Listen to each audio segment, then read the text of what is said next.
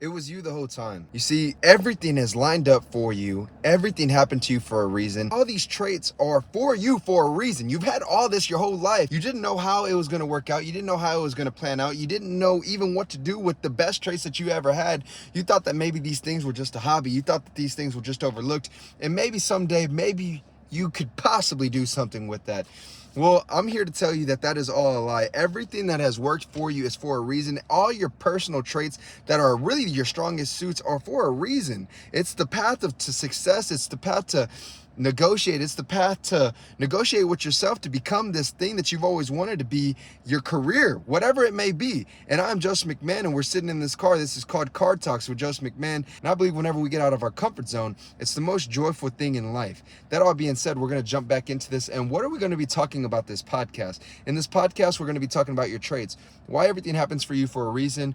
What are all your things that you can learn from? And the reason why you have these strong traits is for an absolute reason. You might not have never known why, and maybe years go by and you've always realized, wow, I did not realize that these were my strong suits for a reason. That all being said, let's jump straight into it. Now, I remember being literally 8 to 12 years old. I would tell my mom I'm going to be a priest or a pastor, whatever it may be. And we didn't grow really from a crazy background. I went from being a Catholic to a Christian, and at that it was just like, hey, we go to church on Sundays, we pray whenever we eat. That's really it. And I was like, I'm going to be a Christian, and I'm going to be a priest and so on. That did not happen. But why did I want that? The reason why I wanted that was because of the fact, for one reason, and that was to preach about something that was better than me and give people hope, give people wisdom. Now the next thing, I had learning disabilities growing up, and I thought that this was one of my weakest suits of life. Why is that? Well, because whenever I was growing up, I remember that they wanted to fail me in second grade. I remember that they didn't want me to be in normal classes. I remember that I was always getting pulled out for every situation possible. Oh, you have to read today. Well, you don't even know how to read. We're going to have to educate you. Now, this all being said, my mom every single day would take me to tutorings, would take me towards something that would take a person 10 minutes to complete for homework was taking me 2 hours. And I remember I would cry. I was frustrated. This was the hardest thing. Why do I have to be the guy that sits there and just has to go through the hardest things in life and train 10 times harder than someone else for the same result? Well, this taught me to work hard. Fast forward to senior year in high school, whenever the school that I went to was always known for making the playoffs. The coach left 2 years prior to me becoming a senior. I was the team captain, and I did not realize what that responsibility was. Maybe, yeah, I would show up a little bit before, and I just really thought that I had to show up and be a leader by an example of just working hard. And yeah, that can go so far, but to get people encouraged to show up before or show up after work or practice at that point and go as hard as they possibly can and not doing the bare minimum. I thought that whenever we went as hard as we could from whistle to whistle and finish line to finish line and time schedule to time schedule, that's all you had to do. But realistically, I totally forgot about whenever I was growing up as a kid and saying, yo, bro, you have to work 20 times harder than everyone else to become what you want to become, right? Like growing up, whenever I was talking about tutoring and stuff like that, I would go to this place, I think called Silva or Sylvan or something like that. And what would happen is that for every page that I read, since I did not know how to read, I had to read out loud in front of these tutors, and they would give me tokens. Whenever they would give me tokens, you finally could go buy in their store, you could go buy like a piece of gum, right? Or you could go buy like a stuffed animal. And I just remember being like, I have to go today, not because I don't want to go. Realistically, I don't want to go at all, but I have to go because I want to be rewarded with the prize at the end, how many pages I actually read today, and get rewarded for that. It's the same thing with all these other things. Growing up, my outlet from everything, my first love, and truthfully my only deepest love that I've ever had, I've never loved something so much more than fitness. And I remember being about 16, my mom was like, why don't you make this everything you've ever wanted? Why don't you make fitness your actual thing? You don't want to go to college, you don't want to really learn a trade. And I didn't listen, right? So at 18, my mom reminded me again, why don't you start YouTube? Well, here I am, 6 years later, and I finally started a YouTube channel. Imagine how much further I would be if I started content whenever I actually listened to myself, and I actually listened to, I've always wanted to make content. You see, everything in life, you have these stronger traits than everybody else, whether that may be talking, whether that may be running faster than everybody else. The list goes on, but you have these things that stand out so much better than everybody else. And then whenever you realize that, you got to elevate it. I've always wanted to be a speaker in front of thousands and hundreds of thousands. That's the reason why I wanted to be a pastor, realistically, because yeah, I wanted to give people hope and I wanted to give people a strong message, but I didn't know how. And I was like, okay, well, this person does it. I used to go to Joel Osteen every single weekend whenever I lived in Houston for about what felt like forever, but it was only like about 6 years straight. And I was like, I loved how much attention he demanded in the room. I loved that everybody left in a way better mood than what they came. And that's the reason why deep down I wanted that. But realistically, I've always wanted to be a speaker, and I think that's really what it was.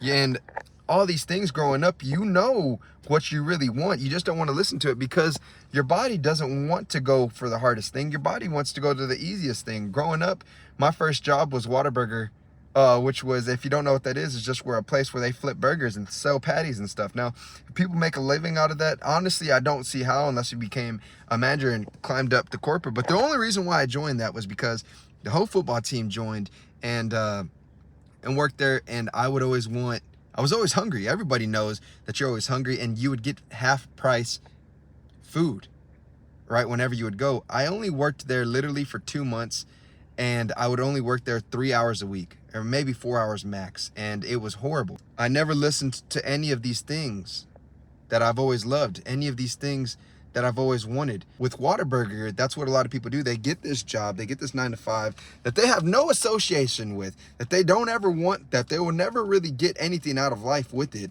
But it pays the bills, it gives you the gas money, it gives you the half price meals. It shines this little thing right in front of you and not see the whole big picture, right? And that's a lot of things in life. And going back to the situation of, we have all these traits in life. And today is a prime example. Today I ate tacos. You know, I came back from, I'm never really home, and today I came home and I actually ate a meal where there was tacos in the fridge. My mom said, hey, I got you these tacos, and I ate them. And it might not look like it, but I'm actually half Mexican. My whole family is from Mexico besides my mom. I've only grown up of eating tacos. My parents ate tacos because that's all my grandma made. My grandma lived with me till 23, 22 years old, my whole life. And every time I came home, it was either chicken and rice and beans, or it was any type of taco. And realistically, it was tacos every day because you had a tortilla with everything that you ate. Joseph, where are you going with this? Coming back home, I had 2 or 3 tacos, and it did not feel right to eat this. Why didn't it feel right? Your whole life you've eaten tacos, your whole life that you've trained yourself to, like, this is just what you eat. That all being said, we see our old ways, we see our old habits, and we think that that's our normal, right? But you got to break yourself away from these things that may become so easier, these things that don't really suit you anymore. My strong suit was to become as fit as I possibly can, but guess what? I'm not going to do that by eating tacos. It almost felt foreign to eating that stuff again. Now I've eaten bananas, and now whenever I want something sweeter, now I eat something like beef 97.3, Really Lean, and white rice, and the list goes on. I'm trying to eat cleaner than ever, but you have to get rid of those old habits whenever they don't align with your new ones, and they don't align with your traits, bro. There's a story for every single thing. There's a story for every reason why you've gone through these things. And why did I bring up these stories? Because they're for you to relate in your own way. I remember still to this day having that conversation a couple times with my mom. Realistically, I just wanted to be a motivational speaker, but I kind of knew that it was being a pastor or priest. I just didn't know, oh, you just liked talking in front of people. You liked giving people wisdom. You liked giving people faith. You liked people leaving them better now than making them feel worse about themselves. As a leader, being 0 and 10, you realize that even if you're showing up and you're being the best that you possibly can, that's not good enough. You still got to show up before everyone, and you got to leave after everyone. And guess what? It gets so tiring, but you have to do that if you want to be the best of the best, bro. You got to be the 1%er. You got to be at least top 5 to be considered one of the best. And 1%er is the greatest of all time. You learn that from the disabilities that came with you, of always having to work 10 times harder than everybody else to read the same sentence. I remember asking to use the restroom every single time that they would read out loud, and I would have to be like, bro, I got to use the restroom. Bro, I got to use the restroom. And the teachers caught on to me every single year. I had a new English teacher, and they would be like, why are you leaving?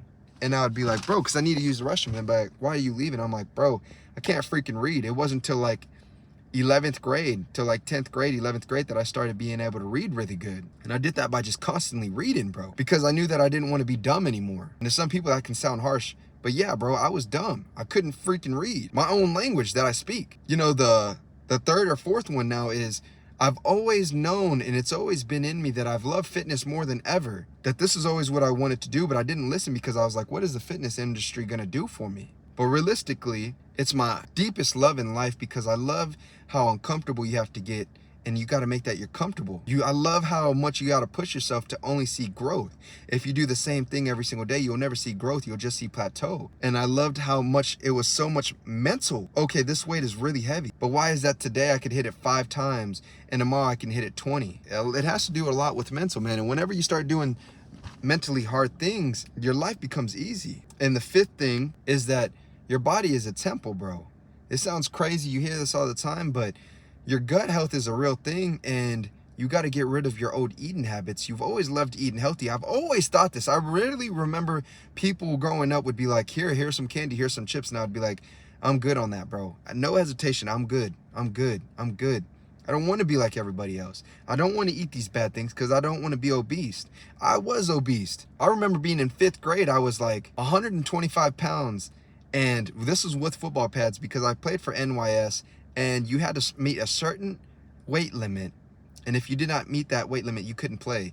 And with pads on, I would be like 130 pounds. And I would always have to switch my helmet with somebody else because they had a lighter helmet for weigh-ins. You had to weigh in before every single game. Obesity was a thing that I struggled with for a long time. I got pretty skinny and leaned out whenever I went to high school, bro. Like, this is all new to me. And then I let myself go back to my old ways after high school was over, 2 years after high school was over. And then I was like, I can go this path, which is least resistant, have the 9 to 5, watch TV every day, drink every weekend, not really achieve anything that I really want out of life, but it's the easiest thing where I can go this way, which is going to be the hardest path, but it's also going to be the most fulfilled because it gives me the most happiness, because the hardest things in life make me the most uncomfortable, but it makes me the happiest. And that's the route that I need to go to. Let's go ahead and do that. That is the reason why today, whenever I ate the tacos, I felt disgusted with myself. And then you're like, yo, that's an eating disorder, my boy. Yeah, maybe so. Bottom line, bro, you have these traits that stick with you, man. They're there for a reason. You have these things in life that happen for a reason to be like, yeah, I don't realize it right now, but that moment actually had the biggest impact of my life. And I didn't know till weeks, till months, till years later what that really meant. This is not for you to go insane and overthink everything, but this is to make you think, yeah, this happened for a reason, and I'm glad that it happened to me because these are my strongest suits. This is why I'm becoming what I'm becoming. This is why I became what I became, because I actually went after my dreams, because I realized what my traits were, because I actually went after it all. My life could have gone completely left.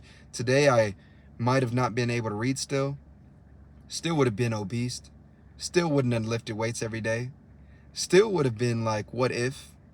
Still would have been eating horrible. Yeah, maybe I'm not a motivational speaker yet, but in my mind I am. This is the reason why I'm doing a podcast right now. I wanted to influence people all around the world, and now I finally have it. I'm sitting in front of a iPhone, bro. 50 years ago, you would have had to been on TV, and maybe not even 50 years ago, even 20 years ago. I need to make it at this time. This is the best show in the world. This is going to have the most eyes on it, versus now I can sit here and be the best motivational speaker that I possibly can and shoot my shot every single day and get better and better and better. And just whenever I'm finally there in front of thousands and hundreds of thousands of people, I practiced every single day in front of this iPhone, and now my charisma, my faith, my hope to make people better, my hope to show people, and my actions show people of getting out their comfort zone is the best thing in life. And it's because I sat in front of this here phone and I made sure that I chose the hardest path possible to make sure that I go after my dreams and to make sure that my things that was best for me actually happened. And what is it in life for you that is the hardest things in life? What is it for you that stand out the most in life, but that have the strongest traits? Because we all have the strongest traits, even if you don't think so, bro. Everything happened for a reason. You have this better than anyone. And let me tell you one last thing before I go, is that what might come easy to you is a gift. Everything doesn't come easy for everybody. That mathematical problem that you're able to fix like this might take that other person 20 minutes to do. And that is one of your gifts. What is your gift? What are you going to do with this message? Because you can get off this screen and do nothing with it and maybe possibly watch the next video. Or you can plan your life out and you can become everything you've ever wanted. You could see, what is my biggest strong suit? What is the biggest reward out of it all? But not only that, you have to take the biggest risks, and that is doubling down on what you're good at, man, and what you've always wanted in life. I'm Joseph McMahon. I believe we grow most in life getting out of our comfort zone. And this is Joseph Talks, where I talk in my car and just spit out facts and what I'm feeling, bro. Nothing crazy going behind this other than I wanted to deliver a message to you, and I hope that it resonates with you. Let me know down in the comments below, what are you going to do to change your life today? Or what are your 3 best traits about yourself that you absolutely love? And that's how I know that you made it to the end of this video. Like, comment, subscribe, and send to everybody, bro. If this video did anything for you, please throw us a thumbs up because it really helps the channel grow. And subscribe because I know that you're going to want more talks with Joseph McMahon. As always, stay fearless. We're out, baby.